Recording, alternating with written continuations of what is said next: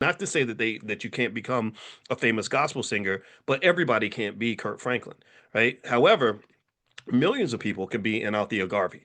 Right? Everybody can't be a Tyler Perry, but millions of people can own shares of stock.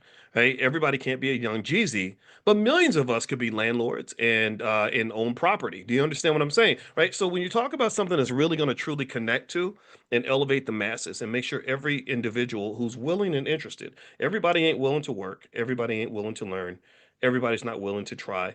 But for those who are willing to work, learn, and try, the question is, how do you tether in a positive way? I know the word tether. I think the word I learned the word tether when I saw the controversy about me going to Ghana. One day we'll talk about that. It was really interesting. A lot of people got mad at me for going to Ghana, and I was like, "Wow, what did I did? How did I make? I know when I'm trying to make you mad, but I wasn't trying to make anybody mad by going to Ghana. I like Ghana. I like being African. It was weird. It was very strange. I'll talk to you about that one day. But still, though, we talk about connecting to every individual household, right? You think about it like lifting you up on a pulley.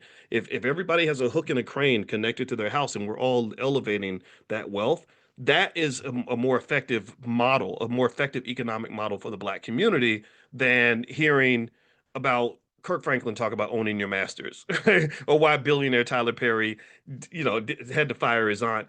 I would hope that we can systematize our economic training in a way where it's relatable to real stuff, right? So anyway, with that said, though, I appreciated the fact that Kirk brought up the ownership of his masters and how he waited until his 40s to do that. Because the South Park deal, if you look at something like this, the reason the South Park folks got all this money is because they're owners of something. They own these characters and everything else. And so many things get trademarked and patented and copywritten and everything else. I'm not an expert on any of this, but literally, one of the guys that actually came into class one day about a year and a half ago. I got to bring him back is the brother that played Daryl Bell. He played Ron on A Different World.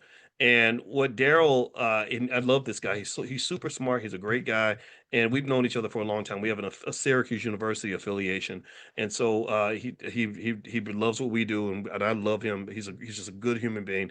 And one thing that he told me that really freaked me out was he told me about how the people that own the show A Different World, they just trademarked and they trademarked everything. Even Whitley's accent on A Different World is trademarked. Like, so Whitley can't use that accent without their permission. She can't even go out and say Dwayne, like she's doing it. She can't do that, right? Which is crazy. Like, so she's at an event and they say, "Hey, can you do the Whitley Gilbert imitation for us for the audience?" I don't think she can do that, right? Again, I don't know if they would sue her for that, but still they could, right? So, long story short, um, intellectual property is critically important.